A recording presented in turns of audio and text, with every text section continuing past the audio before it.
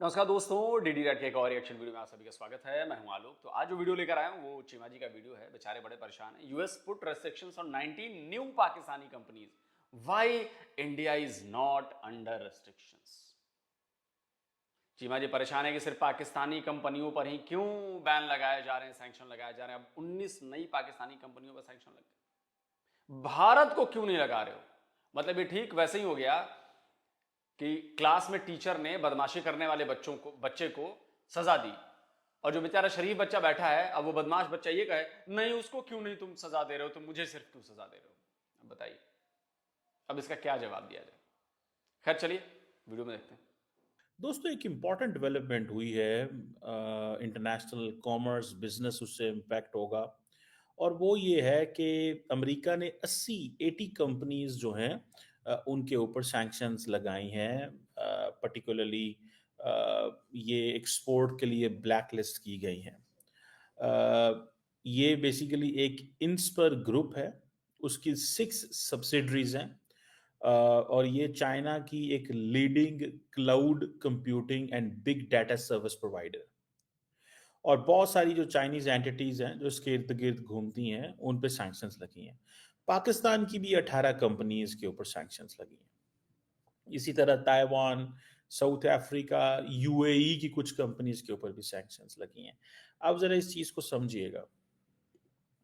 आपको याद होगा कि एक अभी कल ही मैं आपसे डिस्कस कर रहा था कि अमेरिका की एक बेसिकली एक इंटेलिजेंस एक annual threat assessment by the intelligence community आया है।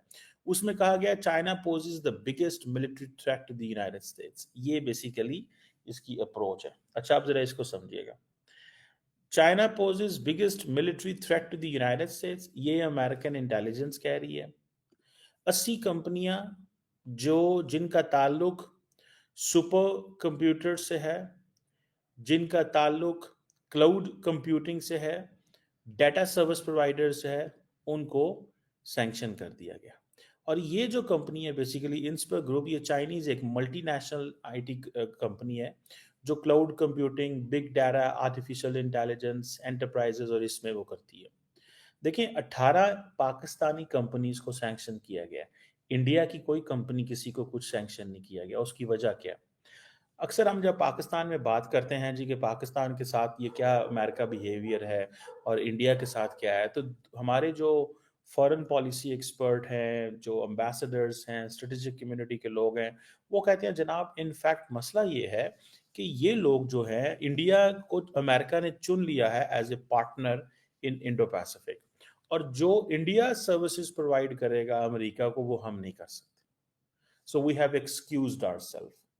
We can not go against China the way हमें कहा जाता है। ये हमारे जो फॉरेन ऑफिस डिप्लोमेट्स, ये एक ओपिनियन है। सो पाकिस्तान को जस्ट मैनेज करना पड़ता है इस सारी सिचुएशन को।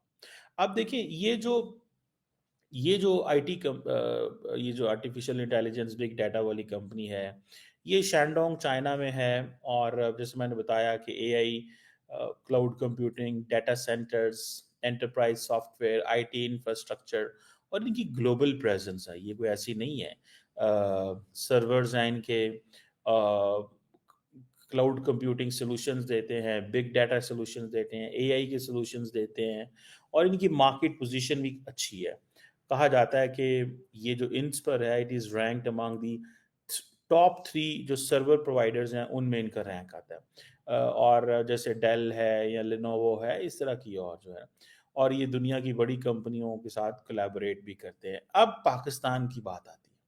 पाकिस्तान की आपको याद होगा कि अमेरिका ने रिस्ट्रिक्शंस लगाई थी पाकिस्तान के, बिकॉज के वो समझते थे कि there are some activities regarding the weapons of mass destruction and ballistic missile development। और ये जो मेयर्स उस वक्त लिए गए थे, अमेरिका ने लिए थे, दोज मेयर्स वर के प्रोलिफरेशन ऑफ टेक्नोलॉजीज, और उसकी वजह से पाकिस्तान की जो मिसाइल कैपेबिलिटी है वो बढ़ रही है, जिसको अमेरिका अपने नेशनल सिक्योरिटी के लिए खतरा समझता है।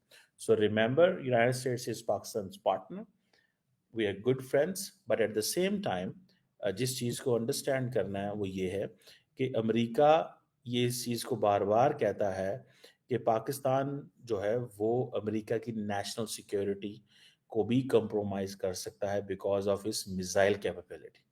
अच्छा, अब 2024 में भी सैंक्शंस लगी, 16 कंपनीज़ पे लगी जो जिनको एक्सपोर्ट कंट्रोल लिस्ट में भेजा गया। जिनको जो 9 ऑफ दोज़ जिनको आइडेंटिफ़ाई किया गया था, उनका जो एडवांस इंजीनियरिंग रिसर्च ऑर्गनाइज़ेशन थी, ये पहले भी पाकिस्तान की एक कंपनी लिस्ट हुई थी।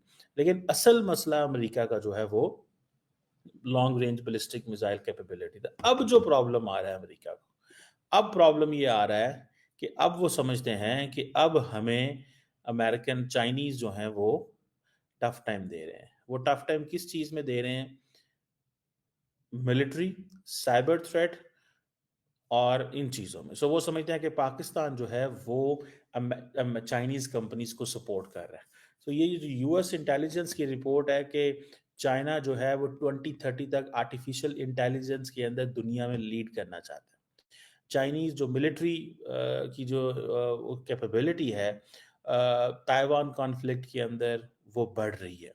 वो मतलब देखिए, नो डाउट इसमें कोई शक नहीं है कि एआई में चाइना बहुत आगे जा रहा है। अभी ग्लोबल टाइम्स ने ही एक डेटा पब्लिश किया था जिसमें बताया था कि जो टॉप एआई के रिसर्च जो हैं वो पब्लिश्ड हो रही हैं, वो कौन कौन से देश है उसमें। तो उसमें टॉप 3 में अमेरिका है, चाइना है और इंडिया है। ये मैं स्क्रीनशॉट लगा रहा हूँ। ये उन्हीं के द्वारा बताया गया है और ये डेटा सही है, तो इस डेटा में कोई गड़बड़ नहीं। तो जाहिर है कि अमेरिका के लिए चाइना एक खतरा साबित हो रहा है और मुझे लगता है कि होना भी चाहिए। क्यों ना होना चाहिए? पावर का बैलेंस बहुत जरूरी है। पावर किसी एक के पास रहेगी तो प्रॉब्लम, फिर वो तानाशाही में बदल जाती है, जो अमेरिका करता है। अब अमेरिका को लग रहा है कि यार ये तो गड़बड़ हो रही है। और इस मामले में तो देखिए, मैं चाइना को सपोर्ट करता हूँ इस मामले में, कि अगर चाइना कर रहा है, इंडिया भी कर रहा है, बाकी लोग भी करें, इस पर रोक टोक नहीं होनी चाहिए। एआई रिसर्च, हाँ, अब उसके बाद जो उससे चीजें तैयार होती हैं वो समाज के लिए, दुनिया के लिए सही है या घातक है, थ्रेट है या क्या है, ये क्लासिफाई होना चाहिए। फिर उसके बाद असली लड़ाई वहां पर होगी, ये होना चाहिए। मतलब अपने आप को उनके इन्फ्लुएंस बढ़ रहा है। इसी तरह देखिए जो सीआईए के डायरेक्टर है वो कहते हैं कि चाइना जो है वो भी इन अदर वर्ड्स उसकी कैपेबिलिटी बढ़ गई है।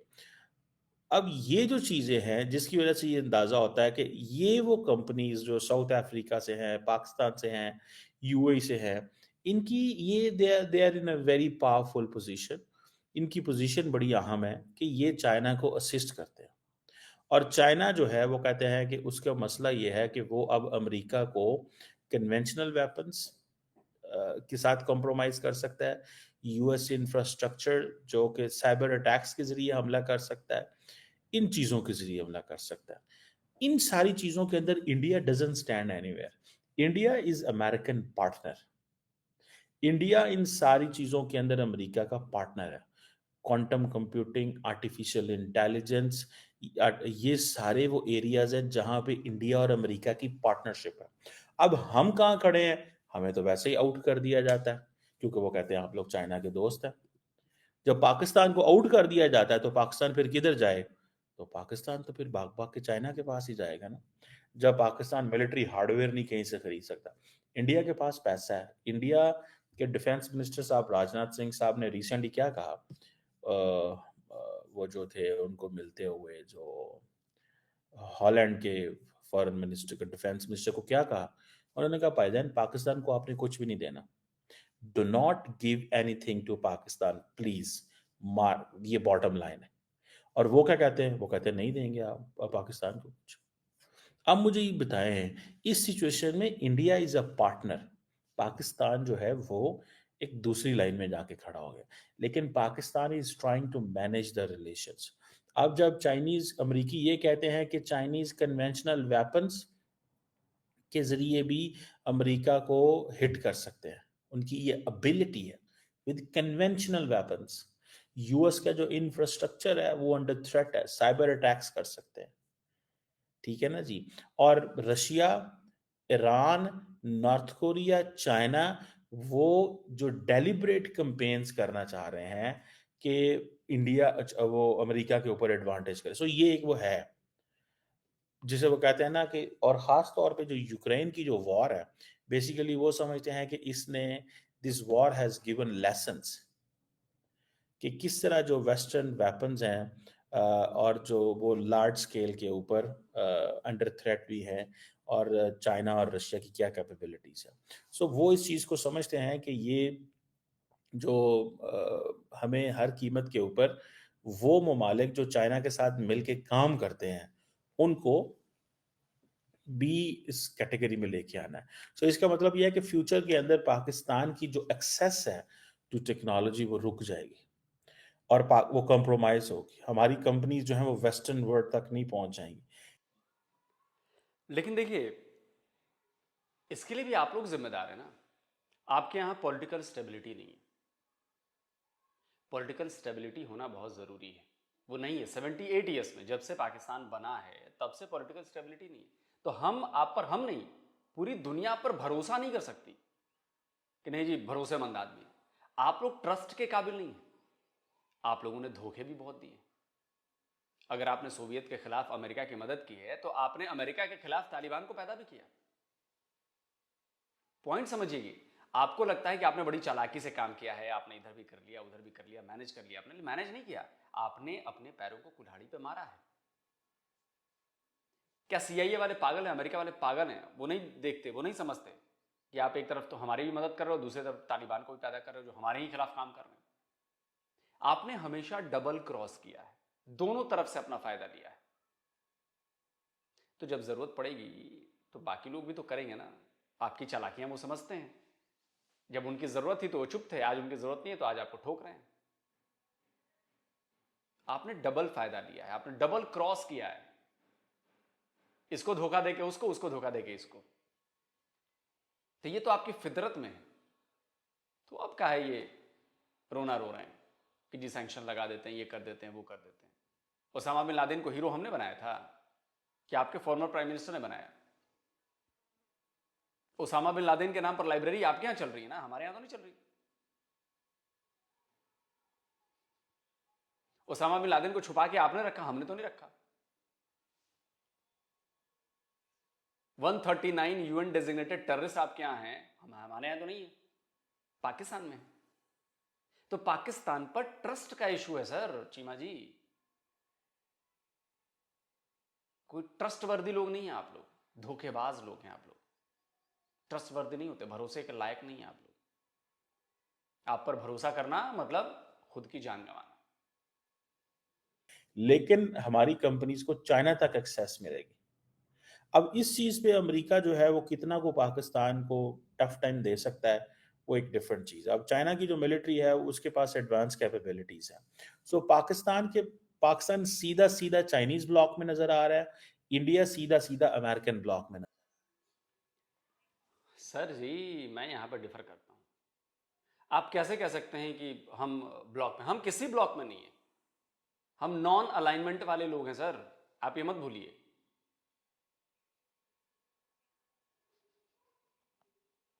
हम नॉन अलाइनमेंट वाले लोग हैं, निर्गुट। हम किसी गुट में नहीं है, हम किसी ब्लॉक में नहीं है, हम पाकिस्तान नहीं है। कि आज जरूरत पड़ी तो हम अमेरिकन ब्लॉक में हैं, आज जरूरत पड़ी तो हम टर्की के ब्लॉक में हैं, आज जरूरत पड़ी तो हम सऊदी के ब्लॉक में हैं, आज जरूरत पड़ी तो हम चाइना के ब्लॉक में हैं। हम किसी के ब्लॉक में नहीं है, हम हमारा अपना अपना ब्लॉक है। हमें जब जरूरत है तो हम MQ-9B रीपर खरीदते हैं अमेरिका से, और जब हमें जरूरत है तो S-400 हम खरीदते हैं रशिया से। हमें जरूरत है तो हम ईरान से भी कच्चा तेल खरीदते हैं, हमें जरूरत है तो हमें रशिया से भी हम कच्चा तेल खरीदते हैं। हम किसी ब्लॉक में नहीं हैं। तो लेबल मत कीजिए, डोंट लेबल अस कि हम अमेरिकी ब्लॉक में हैं। जी नहीं। पाकिस्तान बाय द वे कहता है कि we are not into the block politics because for managing. Pakistan ये कहता है कि हम ब्लॉक पॉलिटिक्स नहीं कर। अरे यार क्या बात कर रहे हो आप? अरे सर इतने बड़े एनालिस्ट हो, सच्ची बात कहने में डर लगता है क्या? झिझक है या रोका गया है? पाकिस्तान कहता है कि हम किसी ब्लॉक पॉलिटिक्स में नहीं है। अंधा भी बता सकता है कि आप कौन कौन से ब्लॉक पॉलिटिक्स आपने खेल चुके हैं। गजब हाल है यार। our macro economy, we need the global financial institutions which are being controlled by the United States. But to keep our defense equipment updated, we need China. And to keep our macro economy stable, we also need investments from China. जी नहीं sir, असलियत ये है कि आपको दुनिया में कोई हथियार नहीं दे रहा है, इसलिए आप चाइना पर रिलाई कर रहे हो। 99% आपके वेपन्स जो हैं वो चाइना से इंपोर्ट हो रहे हैं। दूसरी तरफ चाइना से पैसा लेना आपके लिए महंगा है, क्योंकि चाइना पैसा वसूल लेगा, चाइना आप पर कब्जा कर लेगा। जैसे ग्वादर पोर्ट कर लिया, ग्वादर एयरपोर्ट कर लिया, चीजें वो कब्जा लेगा अपने हाथ में। इसलिए आपकी मजबूरी आईएमएफ के पास जाना, क्योंकि आईएमएफ थोड़ी लिबरल है, चाइना की तरह नहीं है, वो ट्रैप में नहीं फंसा रही है वैसे,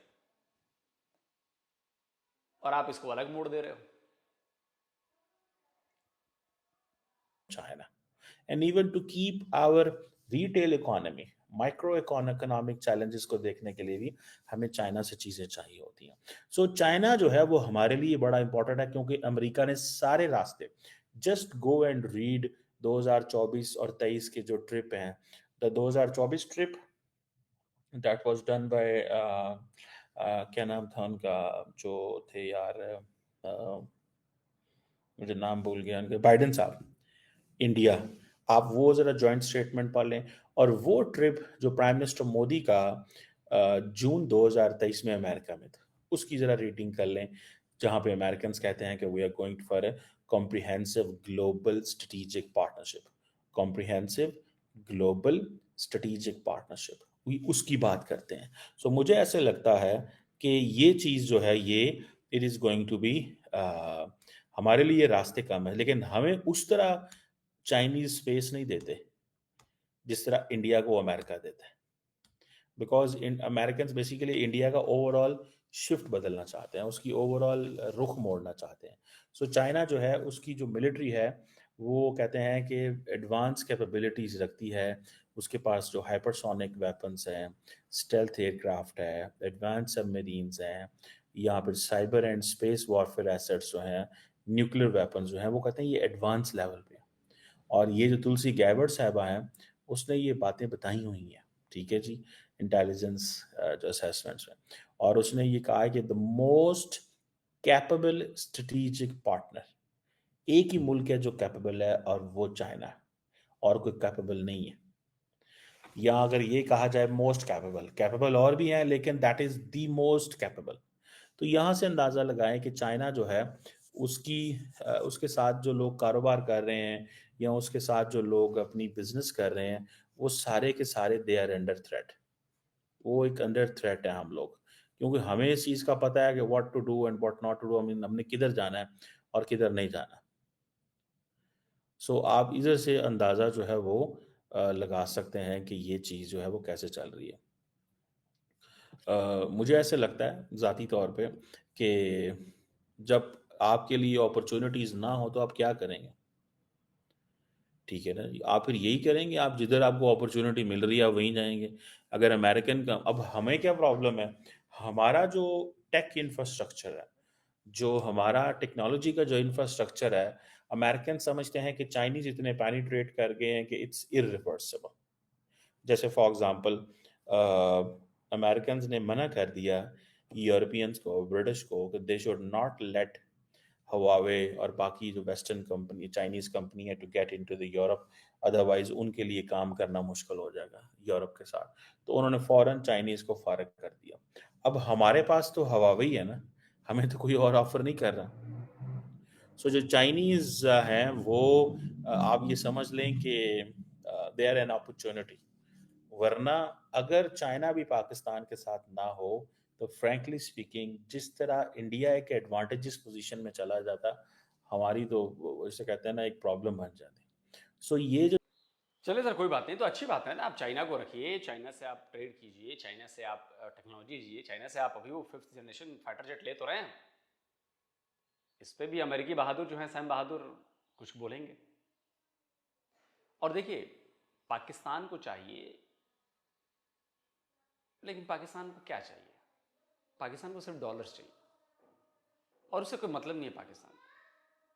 जहाँ तक टेक्नोलॉजी की बात है, देखिए इंडिया टेक्नोलॉजी में काफ़ी आगे जा रहा है। है, हम हमारी अपनी स्वदेशी टेक्नोलॉजी बहुत ज़्यादा है। अभी देखिए मैं इसका एक एग्जांपल देता हूँ। अभी हेल्थ के सेक्टर में एक बहुत बड़ी चीज़ हमारे यहाँ हुई है। हमारा जो एम्स अस्पताल है, सरकारी अस्पताल है, all India institute of medical sciences,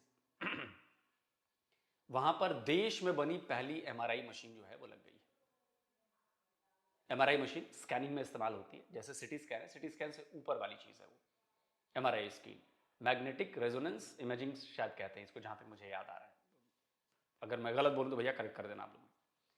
तो ये बड़ी एडवांस टेक्नोलॉजी MRI की आजकल बड़ी ज़बरदस्त तरीके से इस्तेमाल होती है। तो अब तक हमारे देश में जो भी मशीनें सिटी स्कैन की हों या MRI की हों, ये मशीनें सब विदेशी मशीनें होती हैं, वो इंपोर्ट किया जाता है या आकर लगती हैं। लेकिन अब ये बड़ी कामयाबी हमने हासिल की है कि पहली MRI मशीन जो है वो स्वदेशी हमारे मेड इन इंडिया है, इंडिया के द्वारा बनाई गई है।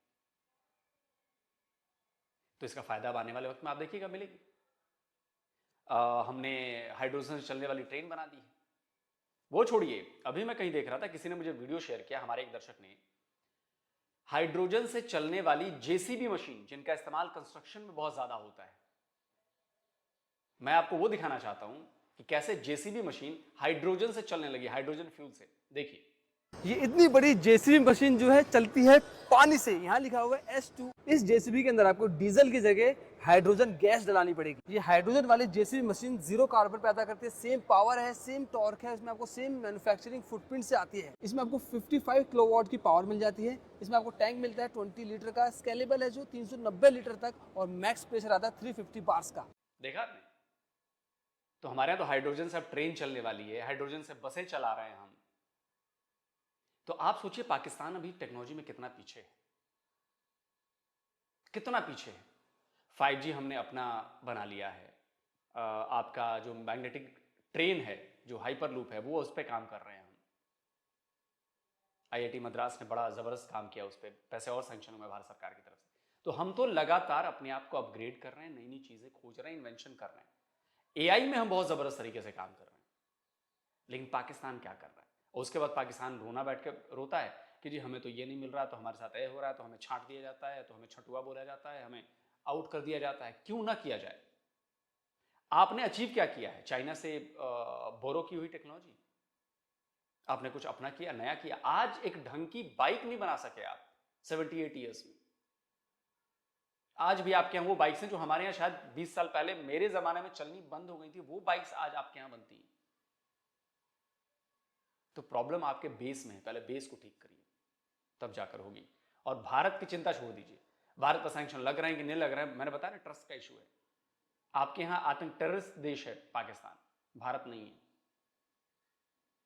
इसीलिए ऐसा हो रहा है। दोस्तों आप क्या कहते हो? कमेंट करके जरूर बताइए। जल्द मिलता हूं एक और नए वीडियो के साथ। नमस्कार, जय हिंद। तो अगर आप चाहते हैं मुझसे बात करना, मुझसे कोई सवाल पूछना, तो फैन कॉल पर आप मुझसे कनेक्ट हो सकते हैं। फैन कॉल में ये सुविधा है कि आप अपने हिसाब से वहां पर जाकर टाइम स्लॉट बुक कर सकते हैं कि आपको फलाने दिन मुझसे बात करनी है, फलाने टाइम पे मुझसे बात करनी है। लेकिन ये भी बता दूं कि ये पेड सर्विस है,